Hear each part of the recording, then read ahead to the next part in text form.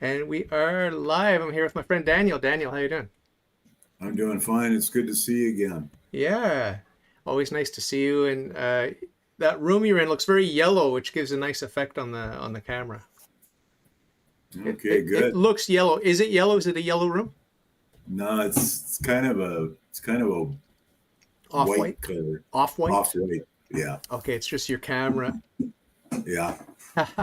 So what have you been up to? Have you been you know, what have you been doing in terms of your Catholic life, your prayer life, and your reading? You've been watching content. Like, what's been going on with your walk with God and all that good Um, stuff?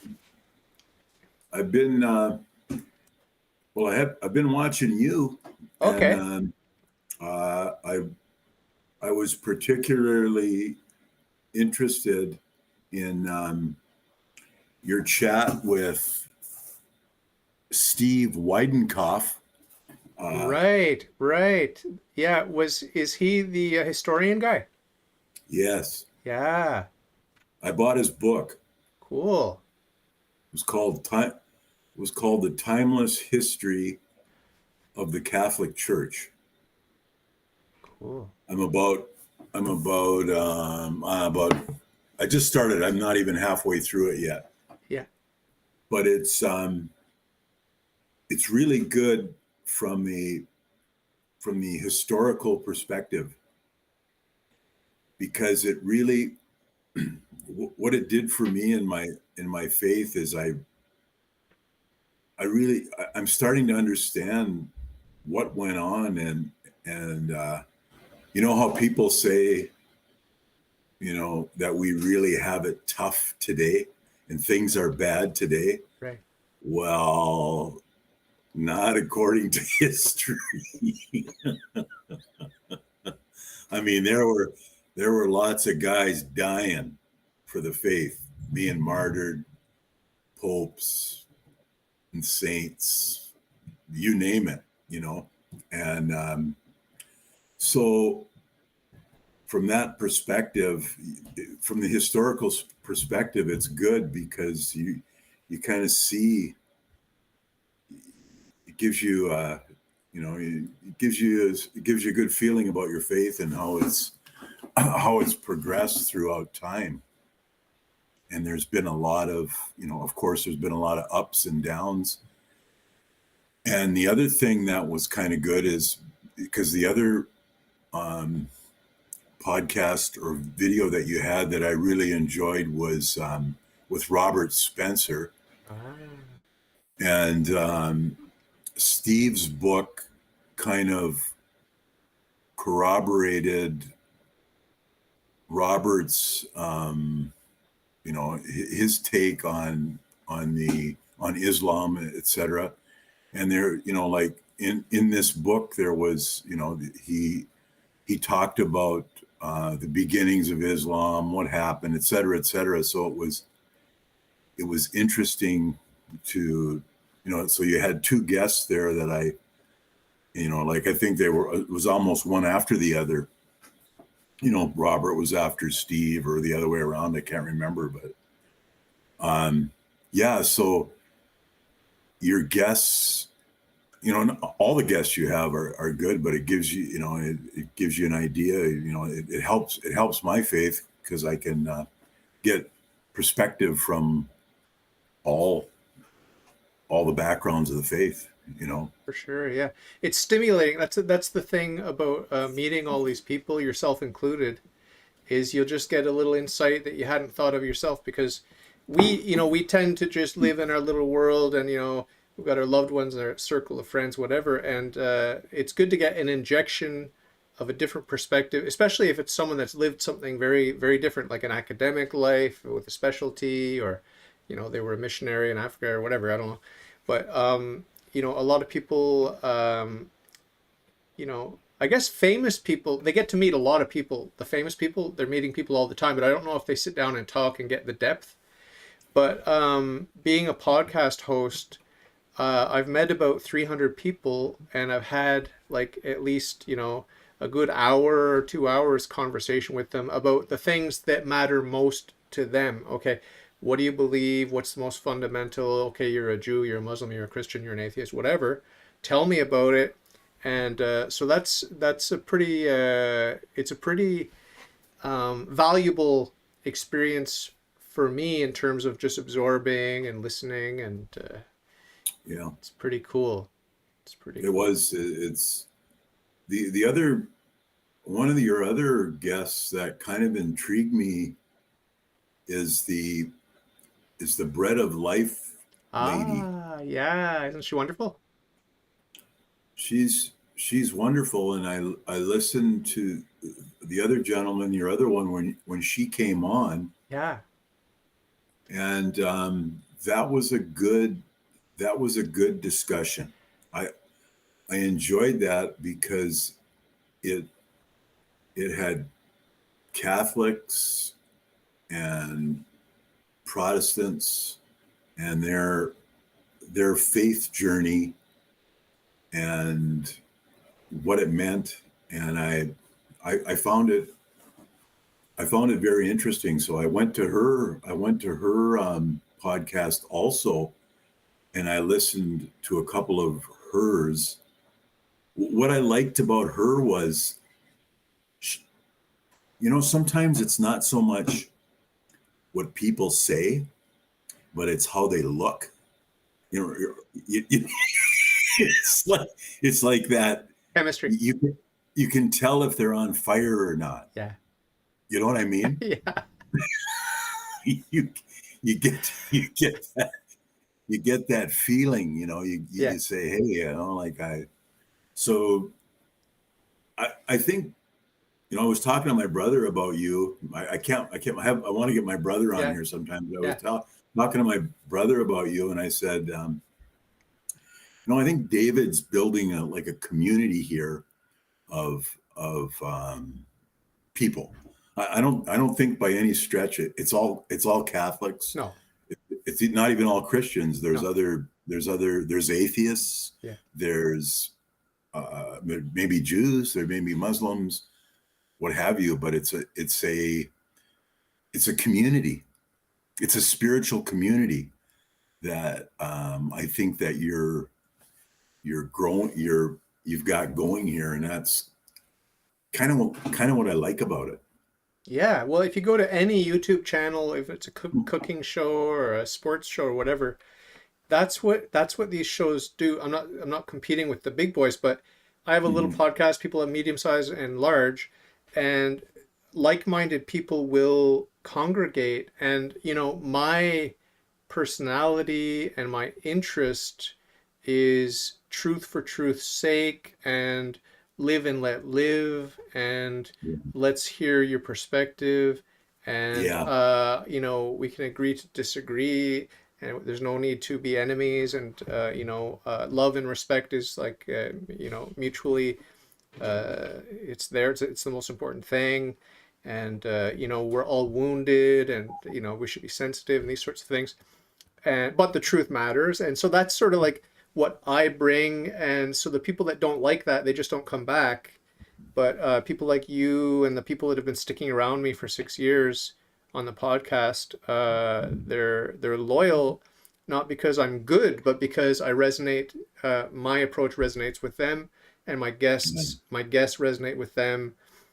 And I'm sure we wouldn't all necessarily get along if we were roommates or whatever. We didn't know each other, but the basic bottom line is, when you love the truth, that does create a lot of common ground and overlap, and it makes it more relaxing to just be yourself, right? Because that's the basic thing about me. Like, I mean, I like to I don't want to prepare. I don't want to overthink. yeah, I don't want to have airtight arguments, or to, even brush my hair, or put mhm, makeup on, or like a lot of people do when they come on yeah, when they come on a podcast. Just be yourself, and it's just people encountering each other with love and respect. So that's basically what I'm trying to bring. So I'm glad some people like it. It's a very, very, very small podcast, as I'm sure you're aware. You look at my numbers compared to other people's numbers; it's very small, but I like things to be small anyway. I don't have a huge circle of friends in real life anyway, so. Well, it's not so much about, it's I see it as I've listened to other podcasts and I've talked to other people, and I find sometimes that you're trying to build a material like-mindedness, and I really think it's in this, even like, because with the internet and everything, it's more, I think it's I think it's got to be more spiritual. The spiritual aspect, it's not like we're going to be a bunch of hippies and we're going to be living in a commune, and not to say that that's a bad thing. I mean, even I remember the days of the hippies, and I got the hair. I got the hair. you got the hair for it, yeah. We're just waiting for you to grow yours out, and then I'm going to announce we're moving to Christiania in Denmark. And have you heard about that? Yeah. Have you heard about it? No. It's like a hippie cult like place in Denmark where they do a lot of heavy drugs and sex and stuff. Oh, yeah. We're not gonna move there. I'm just joking. Oh no. No. Too crazy. I'm not really into that. To be perfectly honest with you, I really love being alone and being alone with my wife. And, Yeah. When we were younger, we had, moved around, lived in, did couch surfing and all that sort of stuff. But now it's nice just to be alone and have peace. And I'm sure you're the same. You like to have peace. Oh, I love to have peace. It's worth so much. It's worth more than all the treasures, all the gold and everything. It is. Have you ever had any? I don't know if I'd call it a revelation, but have you ever has the Holy Spirit ever touched you where you knew it? Have you ever had that experience? Yeah, I mean, for sure. I can think about the experiences that come to mind. I've got a few in mind. Mm-hmm. Usually it's in prayer, at church, at Mass, Mm-hmm. and it involves either the Blessed Sacrament or an image of the Blessed Virgin Mary or something like that. And I'm just touched, and usually involves a small amount of tears, maybe just a little tear, Mm-hmm. and peace and joy and a vision, Yeah. a vision of heaven, Yeah. because or at least for me, I tend to get caught up in living in the world and the busyness of the world, and what's my task list and what am I doing now? And even at church, it's like, okay, go to Mass, check. Okay, go get groceries, check. Okay, do the laundry, check. Okay, whatever. Like, I've got to do my taxes this weekend. I didn't even get around to it Yeah. today. So the busyness of life is a distraction from the reality, the spiritual reality of who we are and what we're made for, which is God in heaven. Yeah. I had one over the Easter season. Huh? I didn't have it in church. I had it at home. I've been blessed with these. Is that what I had was an incredible sense of peace. Mm. And I had it for about, I don't know, maybe 5 or 10 minutes. I knew it was going to go away, and I didn't want it to go away. But I knew it was, because that's what happened before. And it was like, I knew it was the Spirit. I knew it was the Holy Spirit, because it's just, you're just so peaceful. And, hey, I thank God for it. But I do think many people do have these. A lot of people may not recognize them, but, Yeah. Yeah, it's a treasure, and it's something that, we can prepare ourselves to be open to that. But even the great mystics, they, much like in the East with the Eastern philosophies, we can't desire the consolations. We cannot desire yeah, them or grasp at them we can want it. I guess we can want it. We want everything that's good. We want the proximity to God, and we want to be filled with the Holy Spirit. So I guess we can have that, but we can't grasp at it like as if it's ours or we deserve it or something like that. So it's a delicate balance. It's like if you've ever had a cat. Do you have cats there? Did you say a cat? Yeah. Yeah. No, Yeah. I've never had a cat. Okay. No. You have to play reverse psychology with them. Like if they think you want them, they're gonna go away. But if you pull back a bit, they'll come, and Oh, really? it's got to be on their terms. Okay, it's not like a dog. A dog, it wants you to want it. you know? So I'm like a dog in my relationship with my wife, and she's like a cat. So I gotta like hold back a bit. So I'm speaking very, very loose analogy when it comes to God. Like he does want us to want him, but Yeah. you know what it's really about, like the key to understanding, I think this is from my humble perspective, I think the key is humility, and to not be greedy for consolation, not to be greedy for it, and not to be greedy for an experience.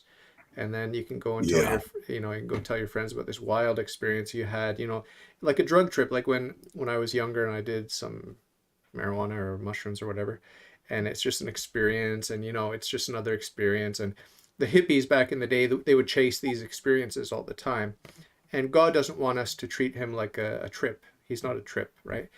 He's Yeah. the ground of our being. So there's a Yeah. certain humility that we have to have, and a certain fear of the Lord that we have to have, and Mhm.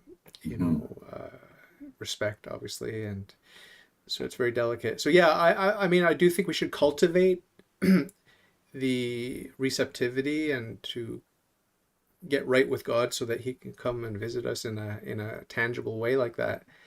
But there is the danger, I guess, of sort of chasing after that. I'm not suggesting that you're doing that, but I'm just saying to the No, no, listener, no, to the no. listener, for sure. Yeah. You said that your what on one of your podcasts, you mentioned your wife said something about you should like if you're born into a Protestant family, Yeah, you should stay there. yeah, Is and I thought to myself, I kind of thought that made sense in a way to me. Like I thought, okay, like I can understand what she was kind of talking about, and I found it interesting. Like, and maybe it's because of her Greek background. yeah, for sure. You know, That pride where it's just like, no, I am this, and you be you, whatever that is. So I mean, we could find positives and legitimate critiques of that attitude for sure. But my rebuttal is, like I hmm think like I mentioned on the podcast, I think my rebuttal trumps everything, which is that if we go back to Adam and Eve before the fall, that's the original worldview, philosophy, religion. It's there. Okay, so if we want to respect our ancestors and respect our tradition, where we come from, I think that's where we should look, not just 50 years ago, 100 years ago, 200 years ago, 300 years ago. No, let's go. If we're going to go back, let's go back, yeah, because it's a mess. It's a hot mess, especially since the Tower of Babel. You remember that God yeah, scattered us and confused us and those sorts of things. So, yeah. have you Did thought you ever? about that? Sorry, go ahead. No, I was just going to ask you. Did you? I checked out one of Bretta Life's podcasts, and she had a guy on there, an Indian guy, and his last name was Swami Das, Okay. and he had a podcast about evolution, Oh, and they were talking about young Earth and old Earth, and they were talking about Adam and Eve, and they were talking about people outside of the garden, and it was, I mean, I got lost because I'm not really into that. I don't understand it, but I just thought I wondered if you ever checked that out because it was kind of interesting, like holy smokes, I'll check it out. this, yeah, because she is a young Earth creationist too, right? Yeah. I, you know, so I'm not sure about. I was trying to get my wife, because my wife's an old earther or whatever you call them, and she, like we were saying the other day, is I can't get people's wives to come on, but I'm It's I've true. been bugging It's my true. wife though. It's true. Yeah. Well, I mean, I will check out that. You'll send me the link and I'll watch that. Ramidas or whatever his name is, Swami Das or Yeah, whatever. yeah. But what I'm really interested in is for you. I don't know. Did you sit down and talk with Rebecca? Have you spoken with her? I can't remember. No, I never spoke with her, but I what I found is I as a Catholic, and I'm kind of a, pardon the pun, but I'm using the word evolve. Okay. No problem. But I've I've really come I've kind of come, like I said, when as a cradle Catholic, I was dogmatic, and Yeah. like By the heaven, by the hell, book. By the book. by the book. That's how I was raised. And my brother, he kind of got me out of that. Okay, so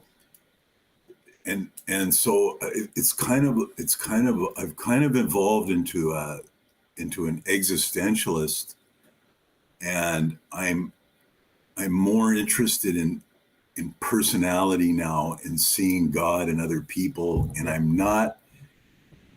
I'm not so dogmatic. Yeah. And the reason being is because I think I told you this before, is in my opinion, you have to be careful, because you may chase people away from the faith if you're trying to compel them. Yeah. For sure. For sure. Like even my own children. It was funny, like one of your podcasts, the guy on there, his wife was from Cambodia, Mm. and she said his mother became a Christian or a Catholic or something, and she paid her children to go to church. Well, you know what? You know what I'm doing now? I'm actually, my two boys and my wife go to church every Sunday, and one of the deals is after church we all go out for breakfast and I buy. And you know what? I'm kind of doing the same thing. We all do it. I believe me, I would do it if I could do it. I would do it. I would definitely do it if I could. I don't have anyone who's even willing to take that bait. No, I think it's good. I think it's good. But to your point about the existentialism, I've always had existentialist leanings, Mhm. and I agree with you 100%. 100%. It's the person, and Pope Francis agrees with you 100%. It's about the person. It's always about the person. And I don't know if you had a chance to watch the Hulu documentary on Pope Francis. It says Pope Francis Answers, or the Pope Answers, or something like that. No, was that Check it recent? out. Yeah, check it out. It came out, I don't know, maybe a few weeks or a month ago or something. But anyway, check it out. I don't know if you have Hulu, you can get a free 30-day trial, whatever.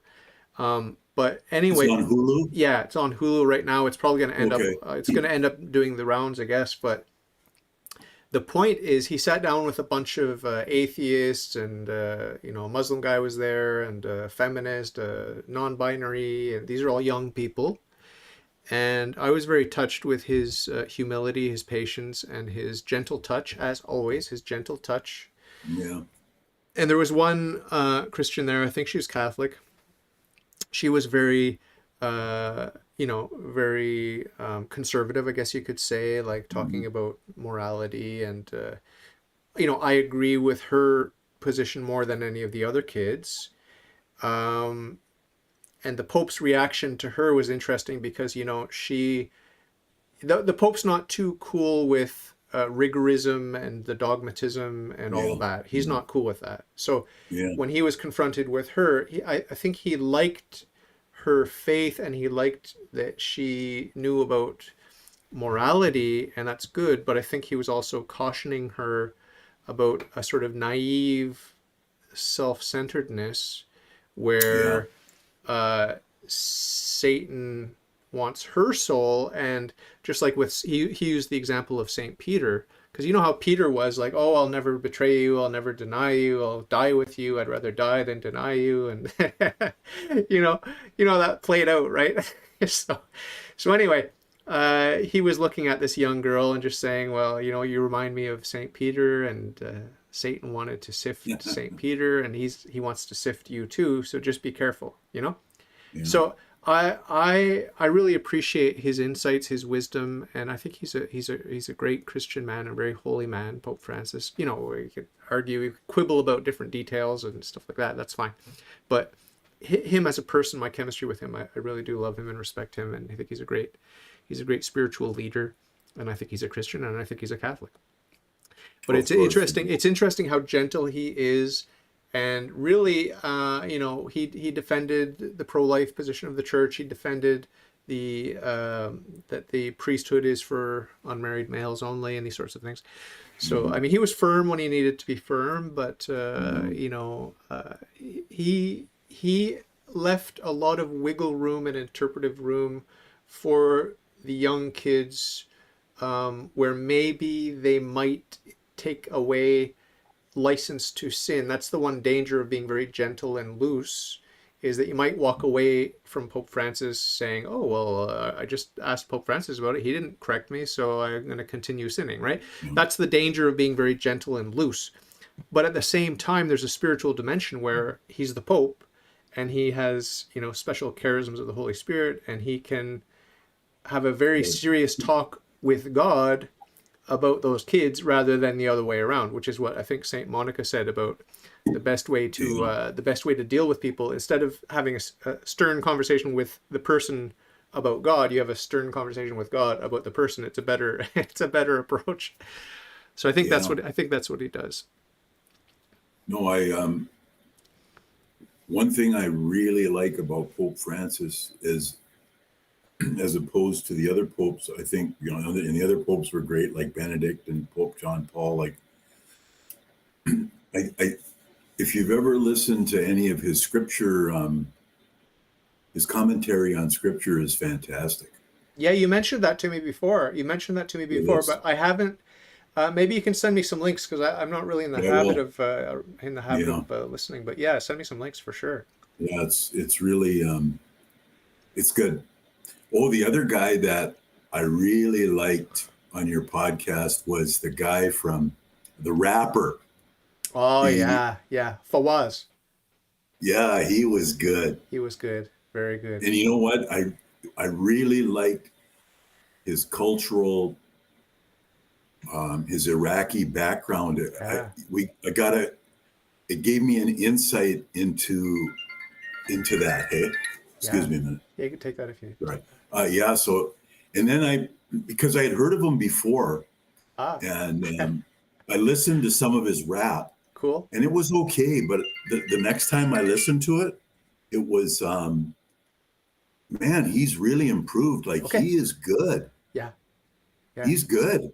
Yeah. I found personally, like when I first heard it, I just thought it was okay. Maybe just not quite my style.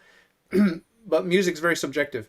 But then I went back and I re-listened to a lot of his stuff on a playlist, and I got more and more into it. And some of the songs really, really were good, and a lot of it is good.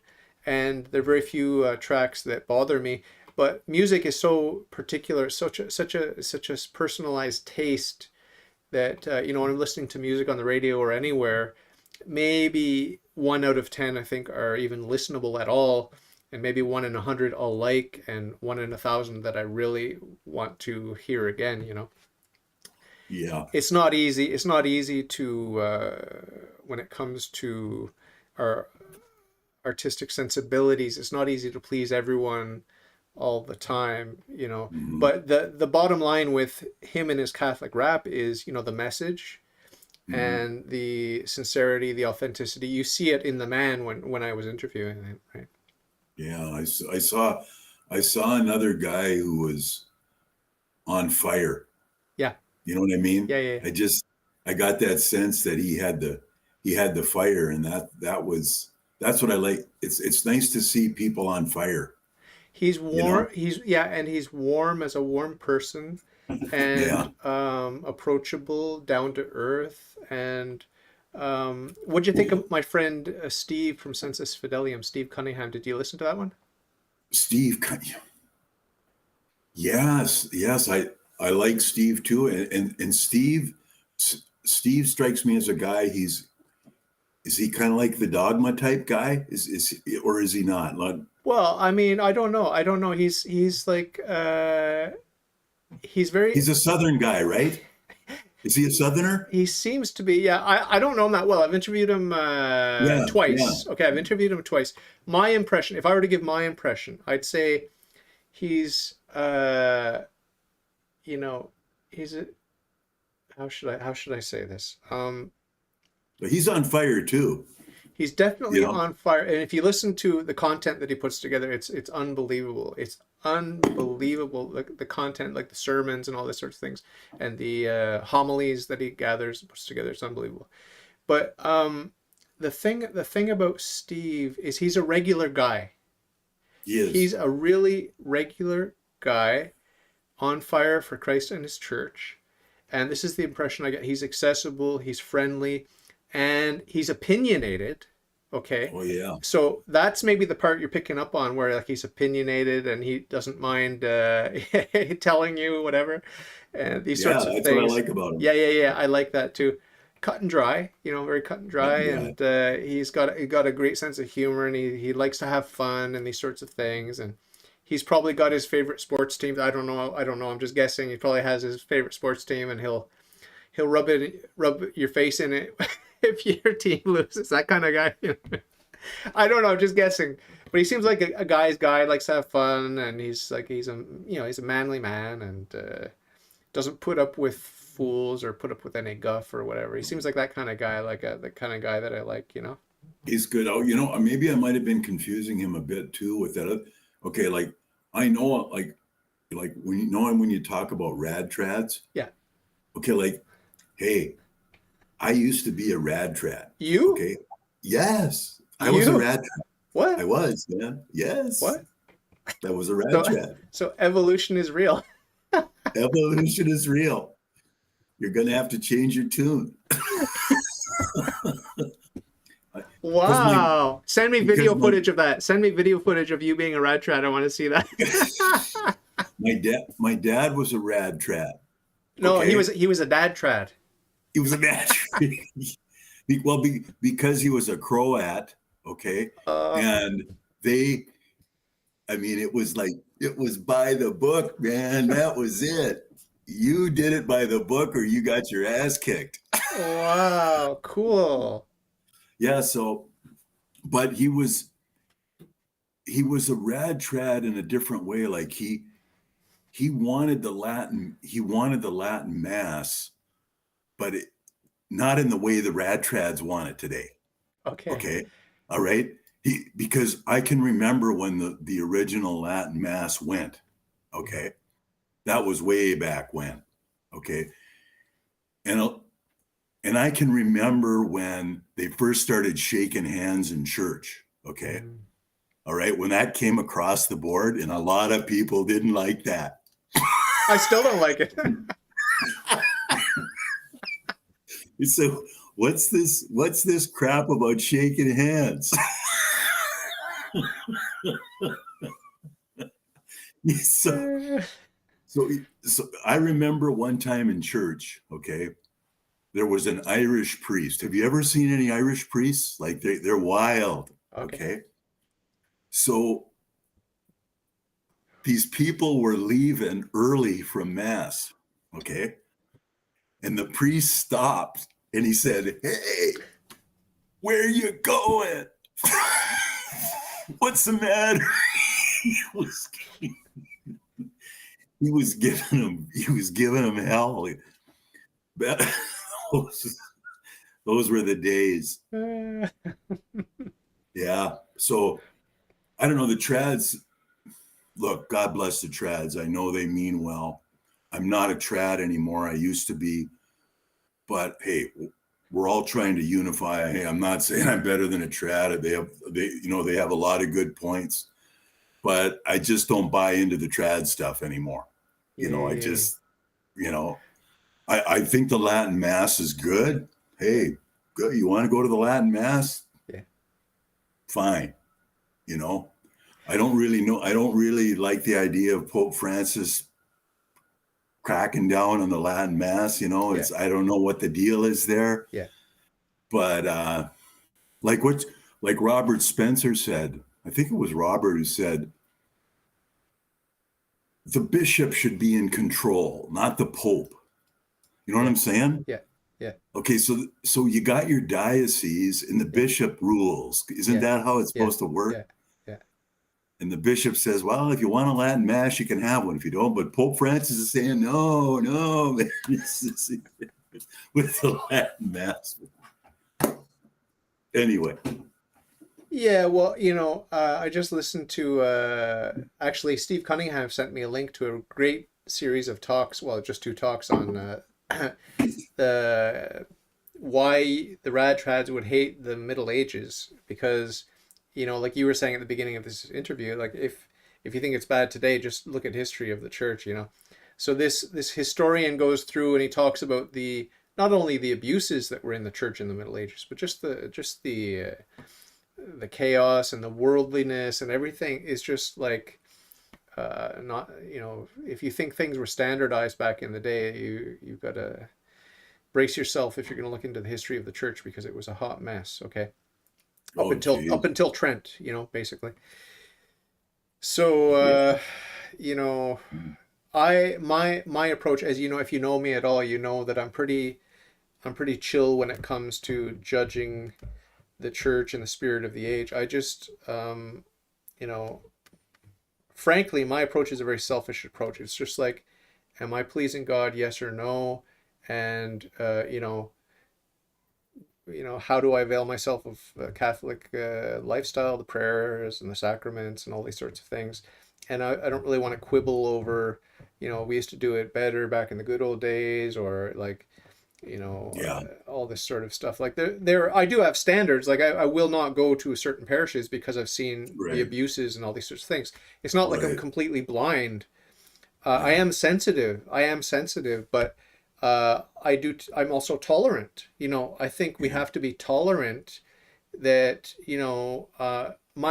for example, my expectation, I'm a realist. So my expectation when I meet a Catholic priest, you know, I hope for the best, but I expect the worst. I really do expect the worst from a Mhm. Catholic priest because, I was an enemy of the church when I came into the church. So I had, heard a lot about bad priests and bad bishops and whatever, bad popes too. And so I just, I hope for the best, but I expect the worst. And it's not, I'm less likely to be disappointed, when I have that. I'm bracing myself right away. You know what I mean? Yeah. So it's a pleasant surprise. Same thing with the people in the pews.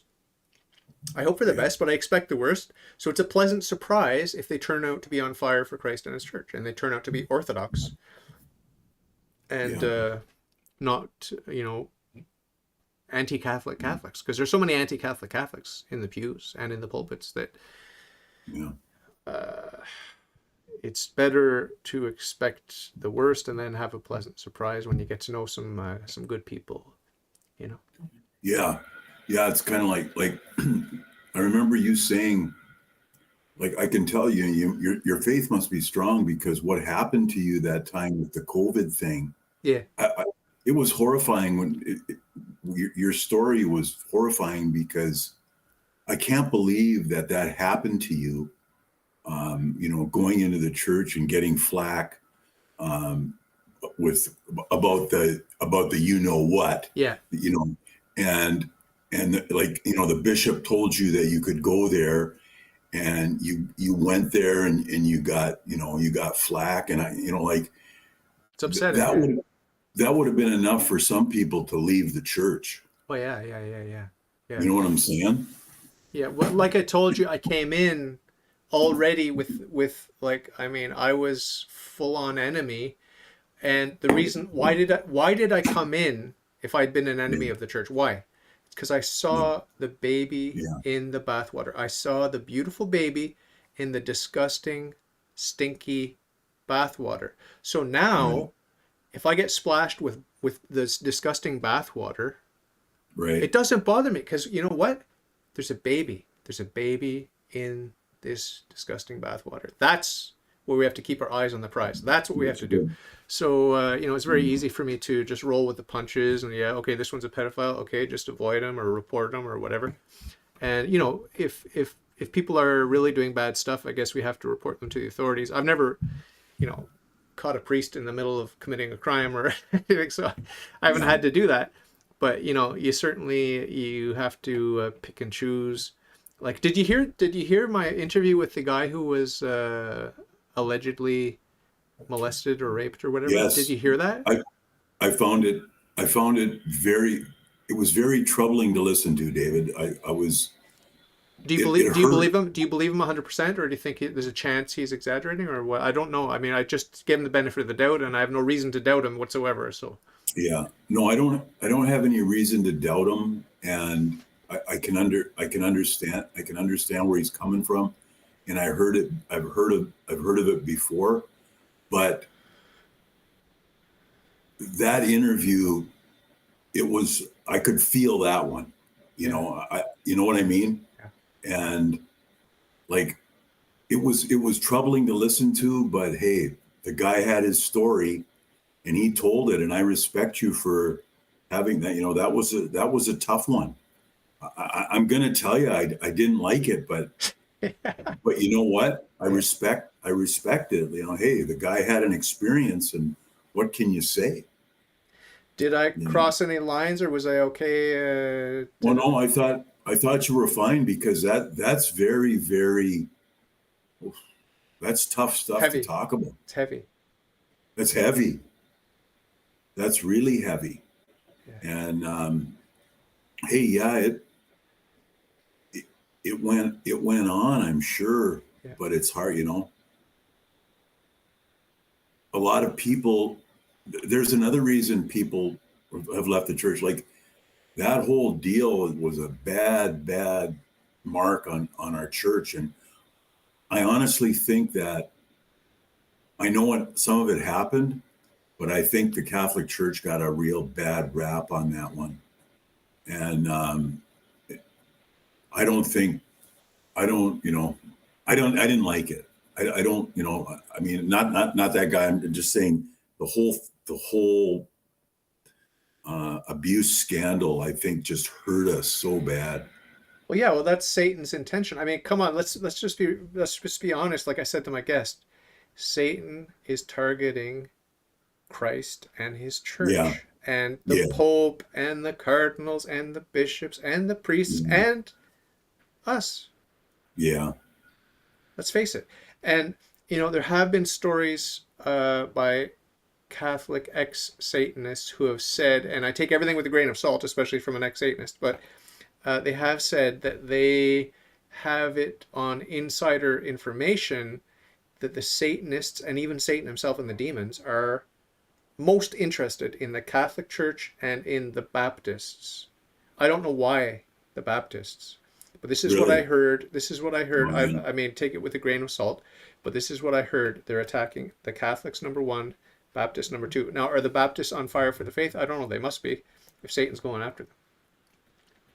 Well, another thing that happened in the church, and I know a few people like this issue of divorce in the church. Oh, yeah.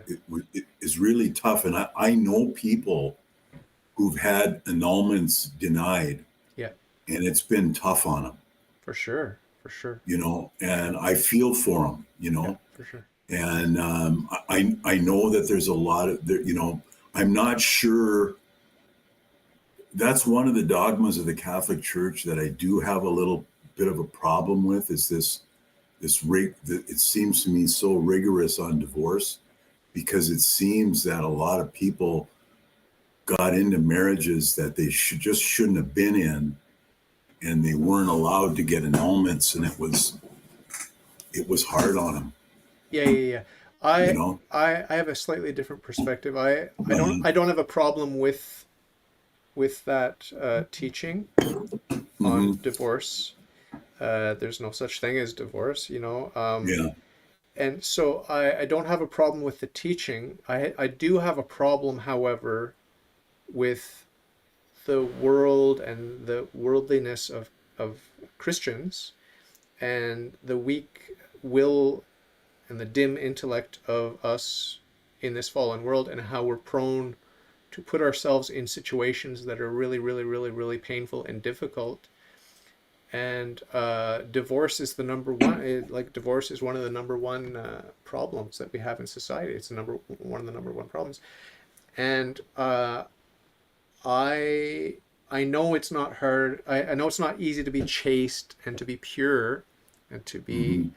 to have self control and these sorts of things, especially for men. I mean, I can't relate to women. I don't know what it's like to be a woman, but for men, it's hard. And I have a lot of sympathy, as does Pope Francis, for um, all the problems that can come with that. Okay, so I would take the approach that we need good education, that we need to have people getting to know each other and to getting a good preparation for marriage and for married life, what it means, the calling. It's a calling to be married, just like it's a calling to the priesthood, and to be educated about what that is, and to be trained in the virtues so that we can have self control and self mastery. But that's a lot to ask. I mean, this is a fantasy at this point, right? So we live in a world where you just turn on your phone, you've got porn, you've got junk food, you could do all your shopping, you could do like it's just like you've got access to everything on your phone, and there are 8 year olds walking around with cell phones now, if not younger. Yeah, I know. So I mean, it's all well and good for me to sit back here and say, oh, we need, you know, stronger family values and education and whatever. But I mean, the kids have the cell phones. What are you gonna do? What are you gonna do? I mean, I guess you could take the phones away. I don't know. I mean, I shudder to even think about what it's like parenting today. You've got kids that probably have kids, right? Oh yes. I shudder to think about the how do you parent? I just have no idea. I have no idea. It's it's difficult. I think that one of the things that I do agree that here's another problem that I've come to see with the Catholic Church. And believe me, I love the Catholic Church. It's not that I'm, but there are criticisms that I have about, Yeah, um, you know, they they're they're hard on sex, but they're okay with property. Okay, and what I mean is like, it, look, how about embracing? How about us Catholics embracing poverty?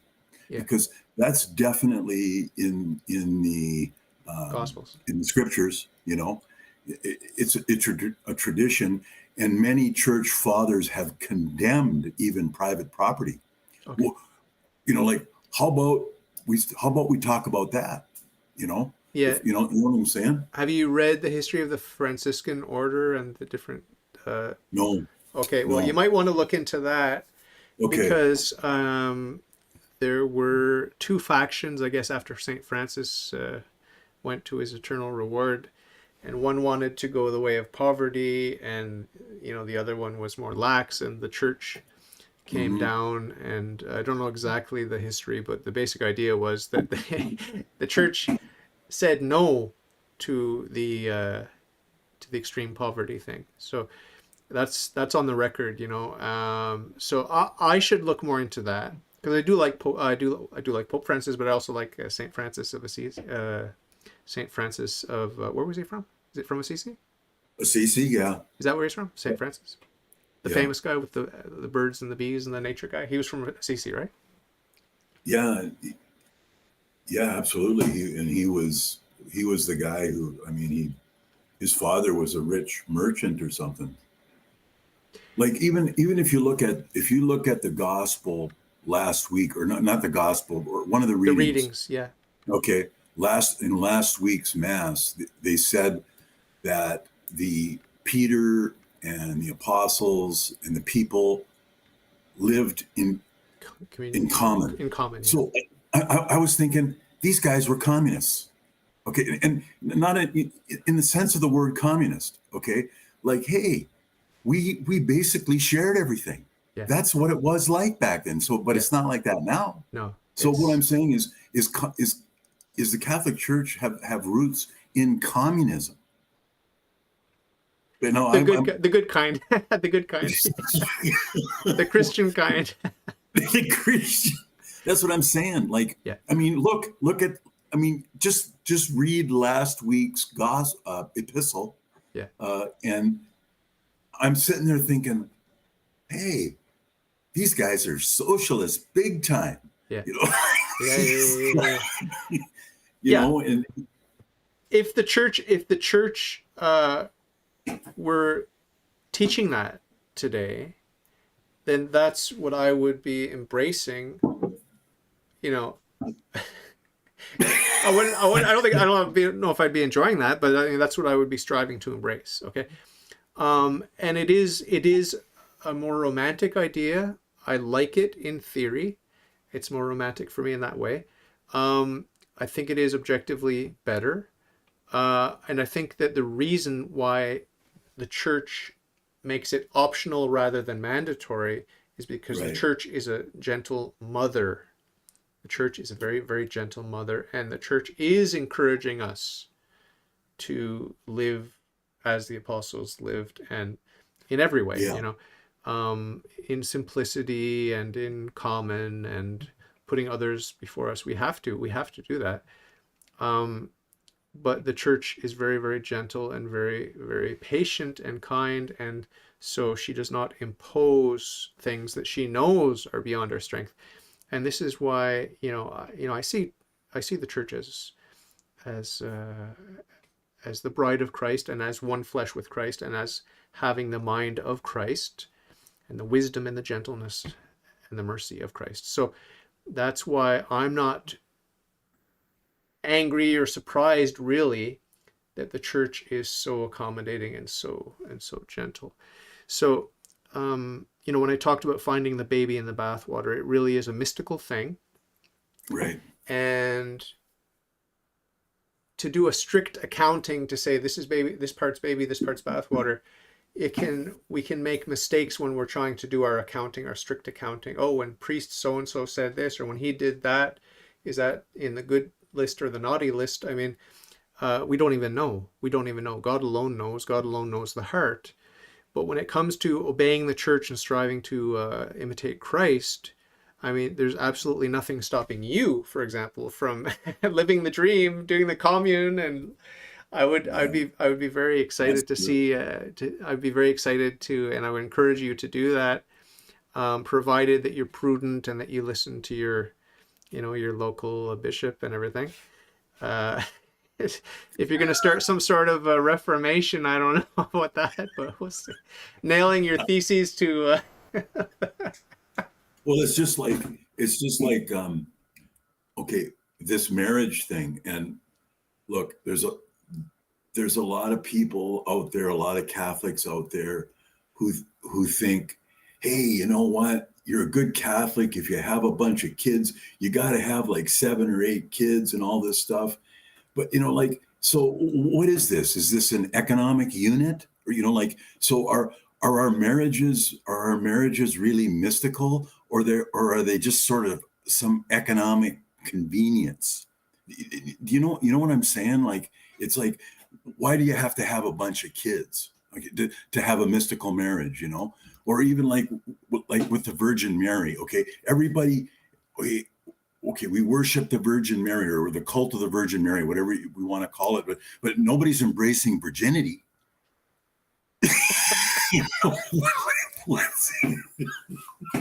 Well, no, some people are. The religious are, the monks and the nuns are. Hopefully, I mean, ideally, that's what they're supposed to be doing.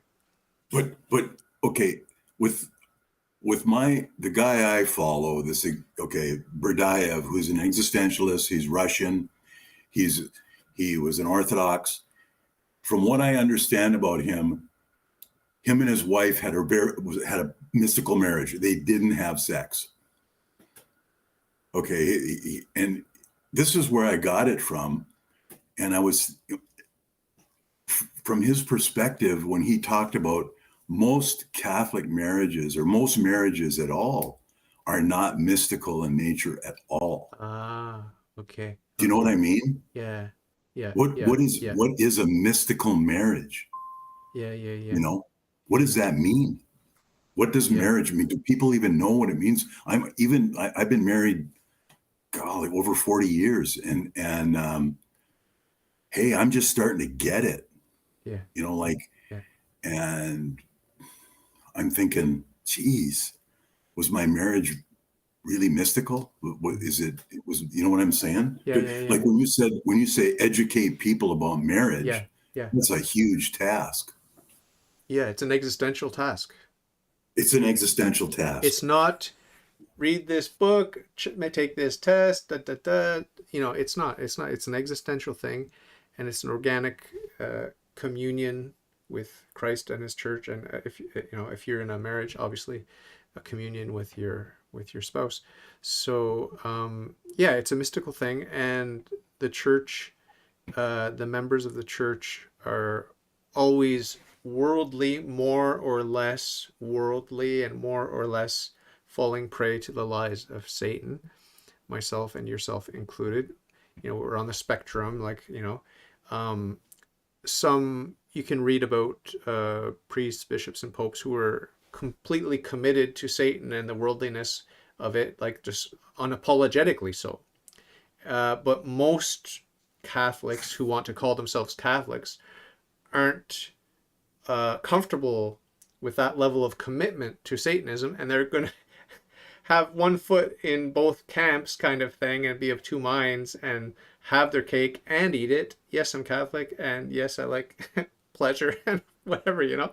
So that's in the for the bulk of Catholics in the pews and in the pulpit and wherever, we're a mixed bag and a work in progress. And then the other extreme, of course, is the saints who were pure, they were spiritual, they did have this, you know, the mystical marriages, either to Christ or to their spouse.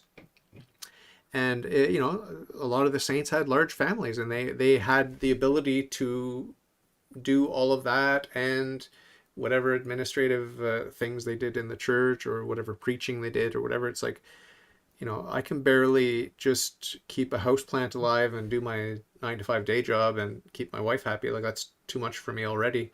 But Yeah. I'm reading, you know, as everyone knows, I'm reading about the missionaries, the Jesuit missionaries to North America, and the heroic virtue that they had, and the efforts that they put in. It's mind-boggling in the difficult conditions and these sorts of things.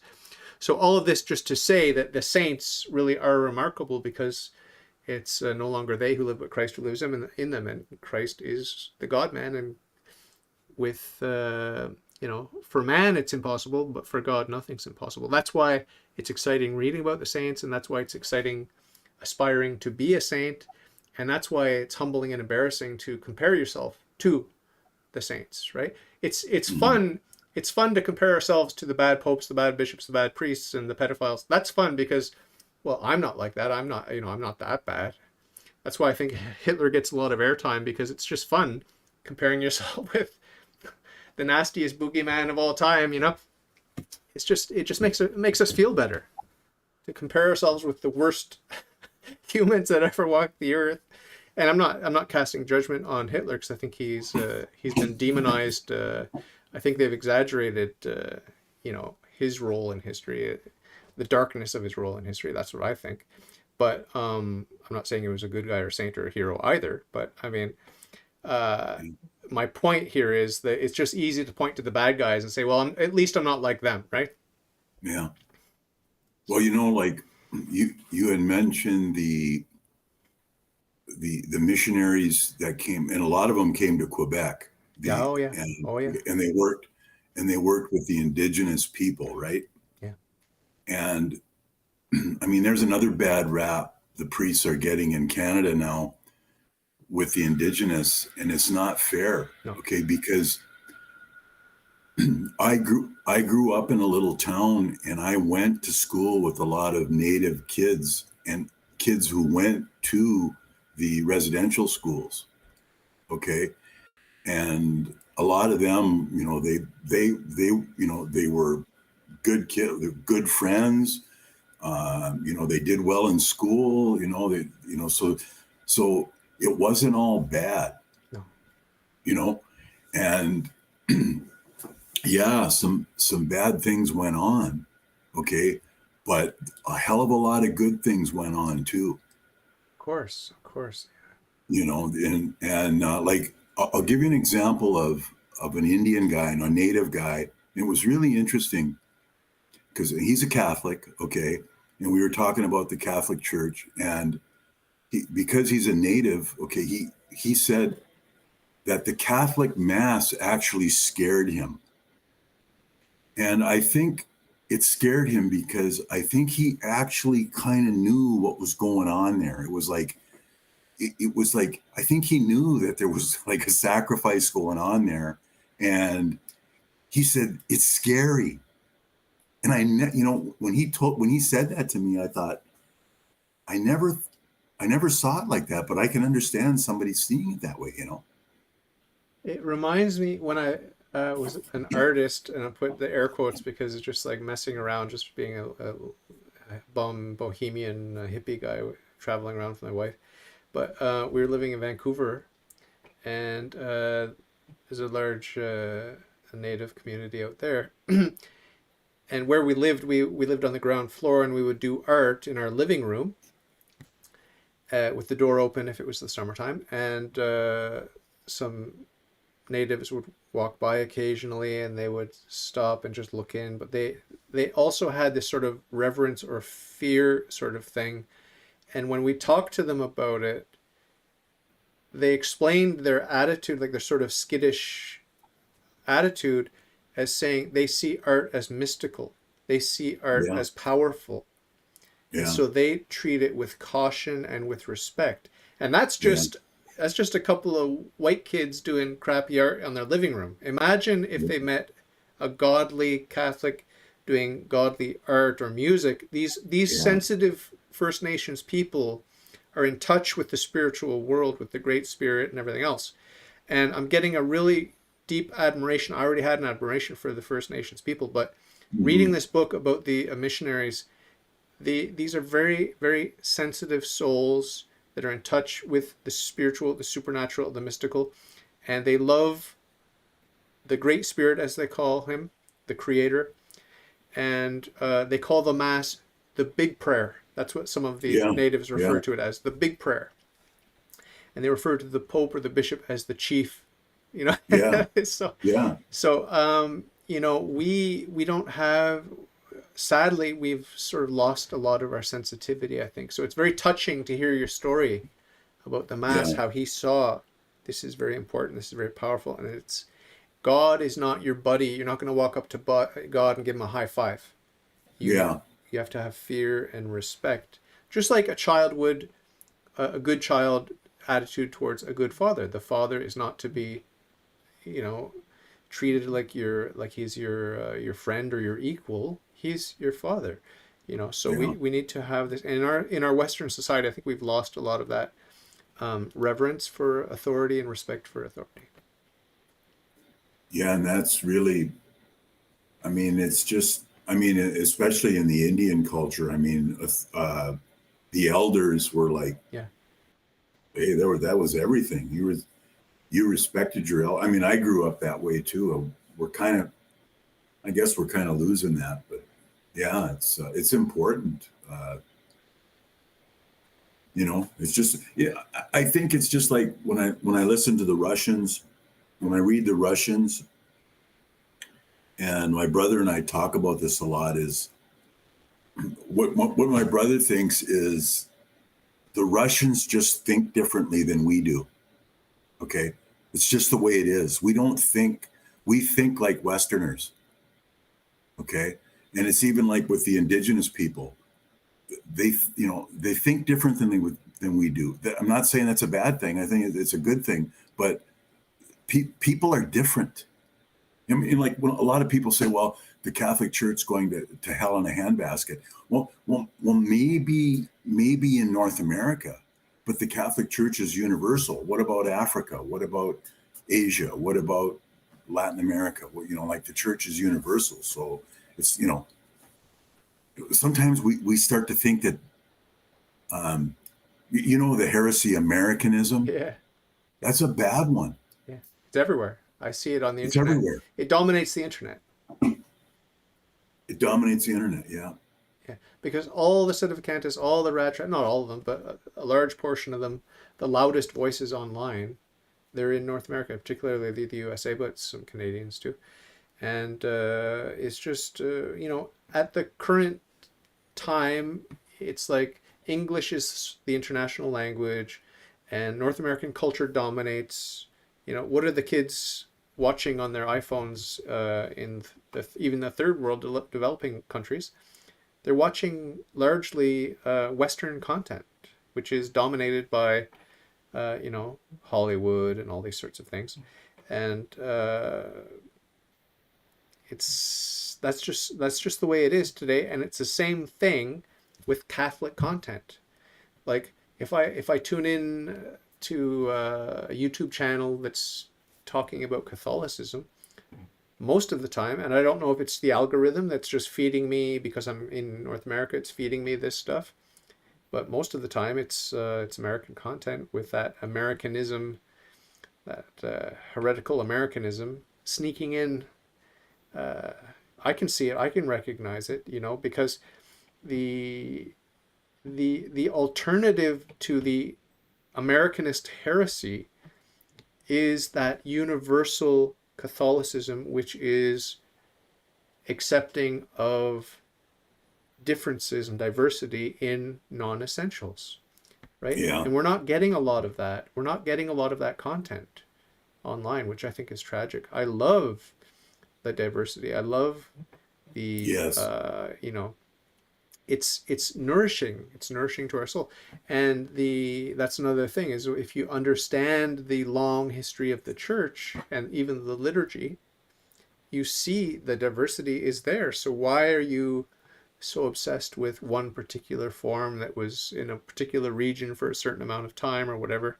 Okay, it's your favorite. You think it's the most beautiful. Great. Like you said earlier, that you like it. Great. Yeah. but there's so many expressions and there's so much going on, and I think there's a reason I trust the church. So when the church is pushing for the reforms, the legitimate reforms of Vatican II, when it's pushing and starting now after 50 plus years, starting now to sort of enforce that, I trust the church that God Almighty is in charge, and that this is going to be beneficial. This is going to be beneficial for the church. Period. It's going to be beneficial. So I just trust the church, and so.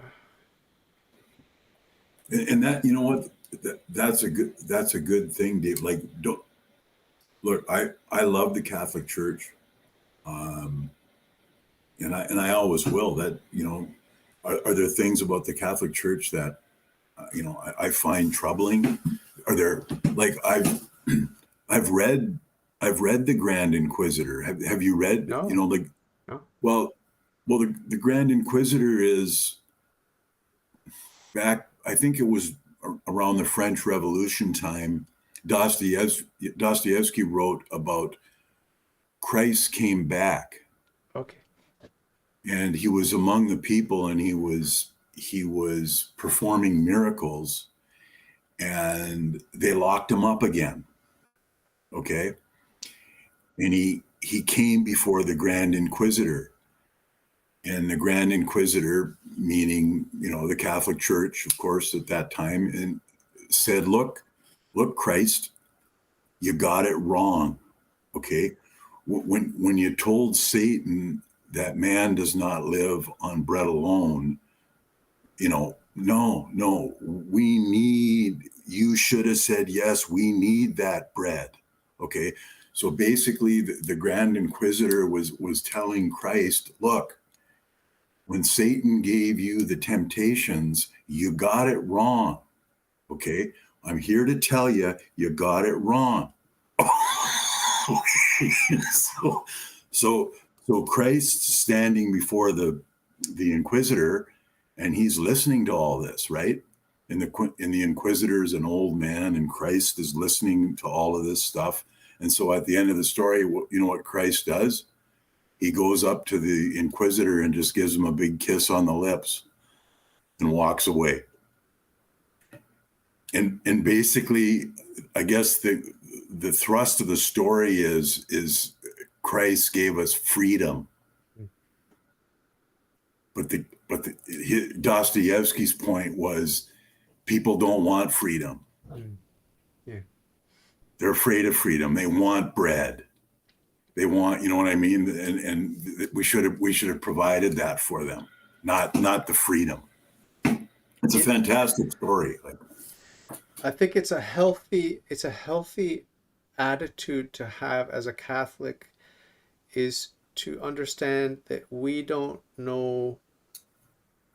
comprehensively understand the church here in the Church Militant.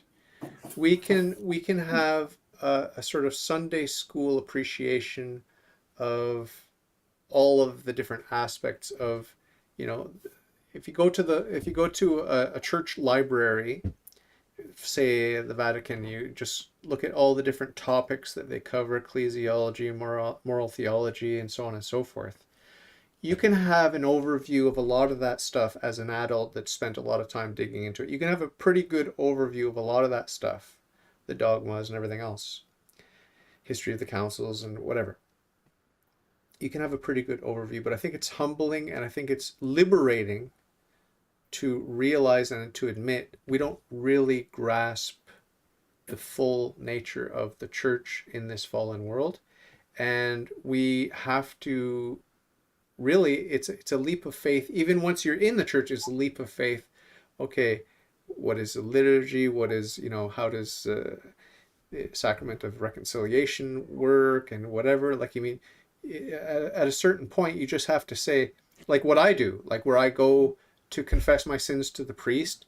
And it's like, I don't know this priest. I don't know, the church tells me that as long as he intends to do what the church does, then it's working and I'm getting the absolution. But I don't have 100% certainty even that the priest intends to do what the church does. You understand? So there's a certain insecurity that I have as a Catholic.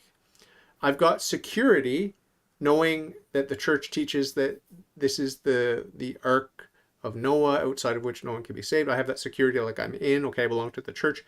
But there's also an insecurity which forces me to turn to Christ, turn to God and say, it's all very conditional. Everything I'm doing here, all the prayers, all the masses, all the confessions, everything I'm doing, and even my virtue and my striving for virtue, all of it's conditional. And I turn to God, I have to turn to God and say, look, I don't know for sure that I'm doing it right or that my priest intended to do his sacraments, to do what the church does. I'm in your hands, God. So the Protestant thing is never far from my mind. The total abandonment, to the will of God and just that trust, Jesus take the wheel and let go and let God. That's never far from my mind because I know that we want to pretend like we understand what the church is and what Christ was and what the apostles taught. And, you painted your story about the communal living of the early church and these sorts of things. You've got some sort of an understanding of that. But, really, when you examine any Catholic's depth of comprehension on any of it, you're going to find holes. It's patchy. And so what are you left with? You're left with a personal relationship with God through the God-man Jesus Christ. That's really how I see it. And that's why I'm very appreciative of the whole Protestant thing, even though, I'm not a fan of heresy and schism or whatever, but they bring to the table a certain reminder of a simpler way of being and a non-dogmatic way of having a relationship with Christ. And I talk about this often, on my podcast. Well, the best Lenten retreat that I've been on was just this past Lent. Nice. And the bishop of our diocese, Bishop Bishop Thomas Dowd. No way. He's our auxiliary here in Montreal. Oh, I really like him. He's a great, I think he's a great bishop. Great. Good. Personally. And anyway, he talked about confession. And he said something about confession that I had never thought about. Okay. And it actually made me want to go to confession more, because I was starting to think that I was becoming scrupulous. Okay. Okay. All right. I had that big time Catholic guilt. All right. I'm sure you know what it's like, Yeah. But anyway, he said, this is how he put it. When you go to confession, the reason you go to a priest, okay, is the priest is representing the people that you have sinned against. Okay. So, when you did this, he's taking on these sins, like, when you're mean to your neighbor, when you do whatever.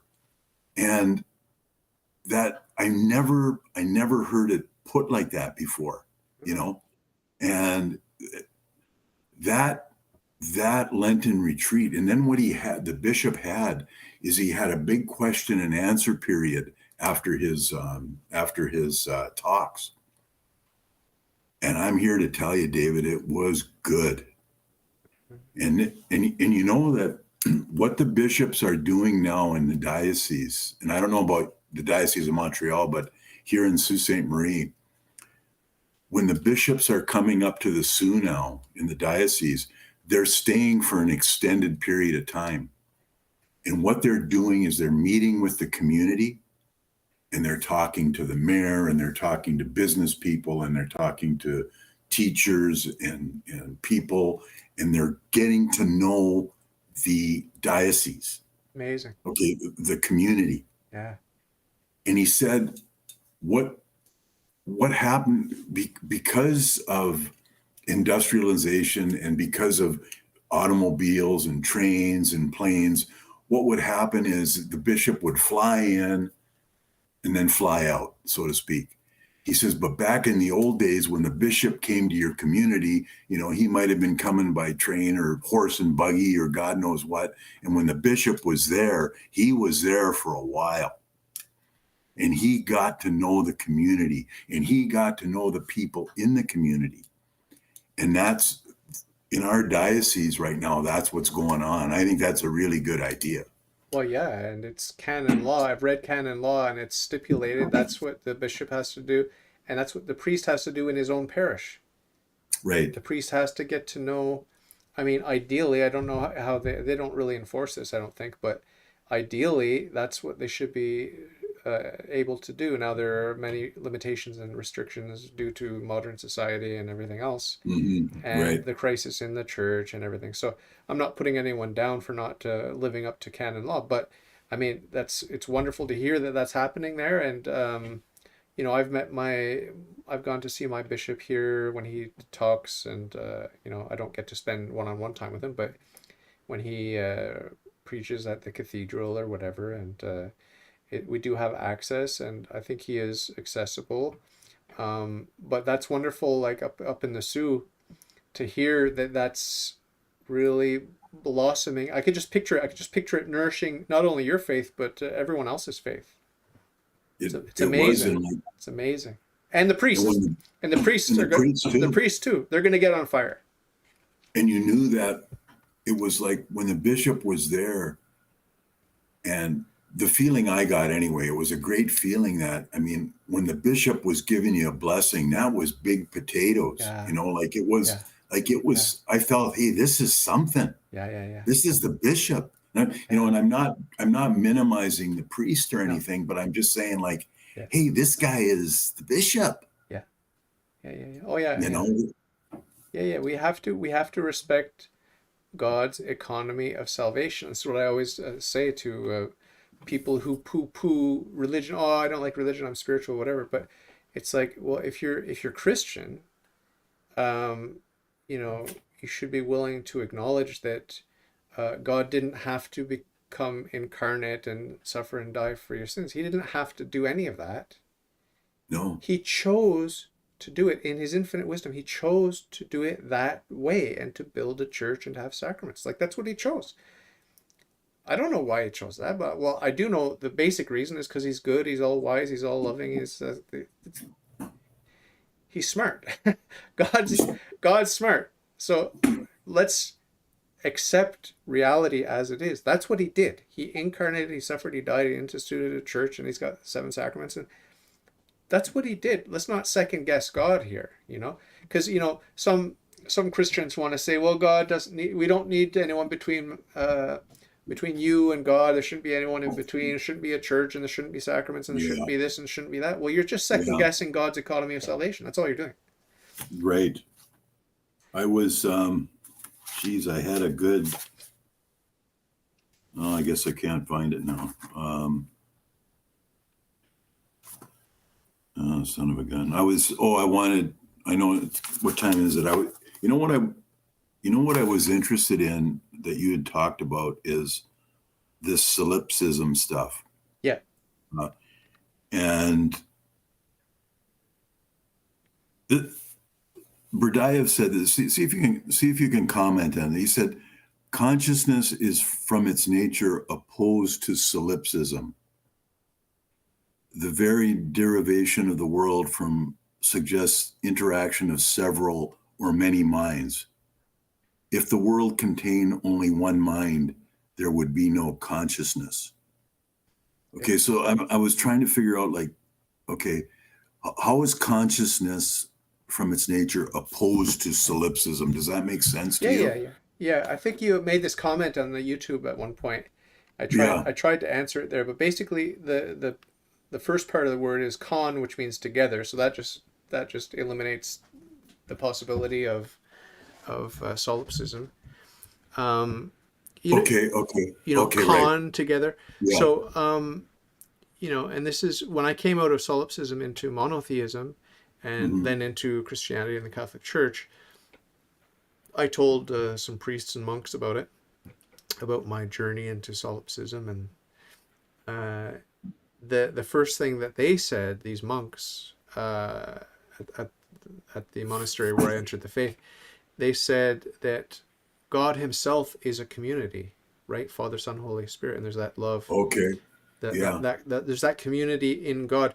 So it's monotheism, but it's not monism like in the Eastern religions and in the Eastern philosophies. Okay. The monism where there's just that one thing, the one mind of God, and everything else is illusion, Maya.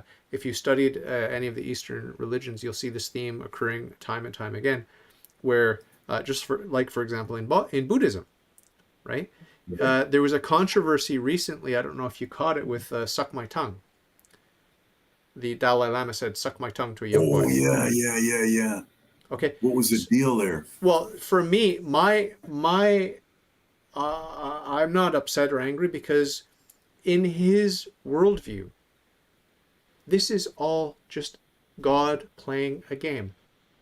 Because Buddhism is hard solipsism. Buddhism is solipsism. That's what it is. There's one reality. There's the one mind of God. And this podcast right now, according to them, is just theater in the mind of God. In the one mind of God, God's entertaining himself with this theatrical illusion of separation. So you got Daniel over there, David over here. I say one thing, you respond, we think, we work it out, we have emotions. This is just one mind, God's mind, going through this illusion of separation and the drama and the theater and everything else. So yeah, suck my tongue, suck whatever. There's absolutely no consequence. So for the Dalai Lama, there is absolutely no such thing as sexual morality or any other kind of morality. There is no morality. There only is one thing, the one mind of God. And we can literally do whatever we want to do, because we are not we are just a dream or a game or theater or whatever. that's not real. It has no reality. The only reality is God. So I was in that position where I was, you could say nirvana. You could say it was a state of nirvana. Like I was Yeah. united with the Godhead. But I now know that that's a false worldview. Buddhism is a false worldview. Solipsism is a false worldview, because I'm not the one mind of God. You know what I mean? I'm not.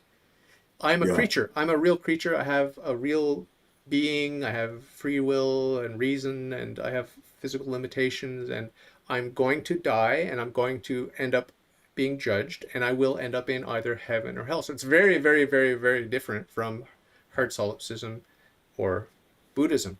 So so I can't buy into what the Dalai Lama believes, but if he believes that, there's nothing stopping him from doing any sexual. There's no sexual impropriety, or there's nothing immoral whatsoever that he could possibly do from his own perspective, from his own false worldview, right? So that's how I see it. There's no controversy for me whatsoever, other than he should become a monotheist, and better yet, become a Christian monotheist, and better yet, become a Catholic Christian monotheist. That's the trajectory that I would hope that the Dalai Lama would follow. I don't see that happening anytime soon, but Yeah. I don't know. I'll pray for his soul, but there's no morality in Buddhism, period. So Okay. Can you explain the opposite of that then? Like, in other words, okay, I'm getting a grasp how the Dalai Lama thinks, but okay, so how does David Ross think?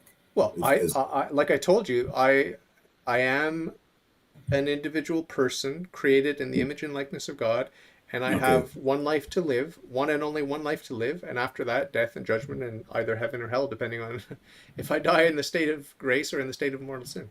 So that's the Christian way. That's the Catholic way of understanding reality, okay, I gotcha. and I it understand makes then. a lot more sense. It makes a lot more sense than just saying, "Hey, we could do whatever we want to do because there is no hell. There's only heaven." Because there's only the one mind of God. That's what the religions and philosophies of the East teach.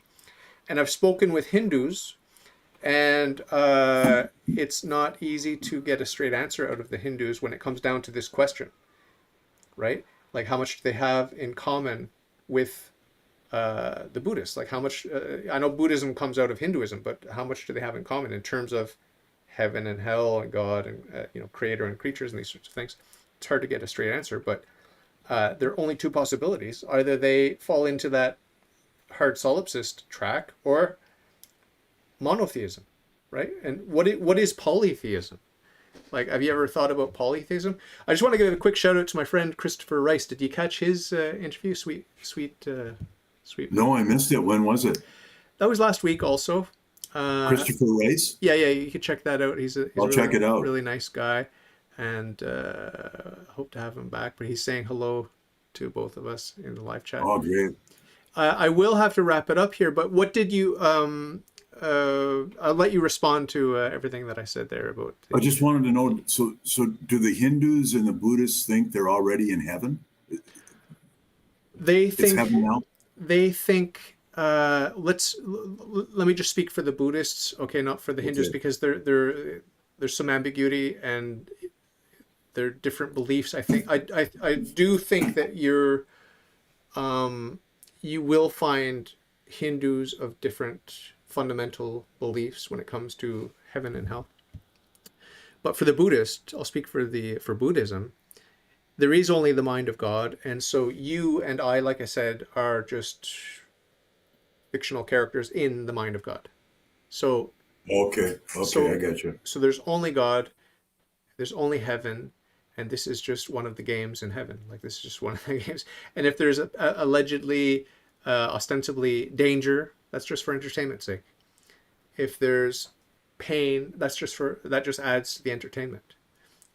And that's how I saw it when I Well, was a hard solipsist. That's how I saw it. It's just like, really? there's nothing to fear, because I'm the only being, and this pain is interesting, it's fascinating, but I'm not being Yeah. harmed. I'm not being harmed. Whereas now, as a Christian, it's like I can really be harmed physically, but more importantly, spiritually. So, like, I mean, It's very, very, very, very dangerous to be a monotheist, but it's not dangerous at all being a Buddhist. There's absolutely no danger, and there's absolutely no morality. So if the Dalai Lama wants to suck the body parts of young children, there's nothing stopping him in his worldview. Now, our God, our monotheist God, our Christian God, our Catholic God, is going to judge the Dalai Lama for going astray and believing the nonsense of Buddhism. But from his perspective, if he believes sincerely in Buddhism, he's not sinning, No. because he doesn't know what he's doing is wrong. So that's my defense of the Dalai Lama. Now, I think it's a false religion, and I think it's satanic. But most people in the West, ironically, they look to Buddhism at, it's a nicer religion, it's better than Christianity. Christianity is bad, Buddhism is cool. I see it the other way around. It's like Christianity is good, and Buddhism is satanic. That's how I see it. I don't know what your experience is with Buddhism. Like, is it? It's So like, do you say the Dalai Lama is objectifying that other person? Is it objectivization of another person, or no? no, well, You know what I mean? not from a Buddhist perspective. The Buddhist perspective would be just to say there's only the one mind of God, and Okay. separation Okay. is illusion. So there is Okay. no Dalai Lama. There is no Dalai Lama, as far as the Dalai Lama is concerned, and there is no boy. There is no young Yeah. boy. Yeah. There is no young boy. There is no old man. There is no tongue. There's no sucking. There's no. None of it is real. None of it is real. Okay. So basically, none of it matters. It's not real, and it doesn't matter. And there is no boy. There is no Dalai Lama. Who are you going to put in jail? Some fictional illusion? The jail doesn't even exist. The Dalai Lama doesn't exist, right? So, and morality doesn't exist, and pain and suffering don't exist. So, there's just the one mind of God. So, if you can wrap your head around that, you may need to go away and think about Buddhism for a while, or read some books on it. But it's it may sound appealing to some young kid who's leaving their monotheism behind because they think it's too rigorous, or they think it's too hard, too difficult, or whatever. They may romanticize some of the teachings of the Buddha, the Dharma and the Karma and all these sorts of things. But if you really get down to brass tacks, it's satanic. No offense to my Buddhist listeners. Hey, that's good. Thanks, Dave. I appreciate that insight. Yeah, well, it's something to talk to your brother about. I'll meditate on that one. Yeah, I definitely will. So I got to let you go now, but Okay, bud. really nice to see you and chat with you as always. And Good seeing you again. I hope you remember me and mine in your prayers as always. And if you bump into Bishop Thomas Dowd, say hi and ask him to pray for me too. I will. He's a great bishop. Hey, thanks for having me on. I appreciate it. Anytime, the door's always open, and you know how to book it. So just whenever you feel like chatting, we'll come and chat some more. Okay. Yeah, I love talking about the faith. Thanks a lot. Have a good Amazing. night. And reach out to Rebecca. She'd love to talk to you. Okay. I'll send you her email address. Super. All right. Take good care. I love you, brother. Okay. God bless you. God bless. Bye-bye. Okay, bye.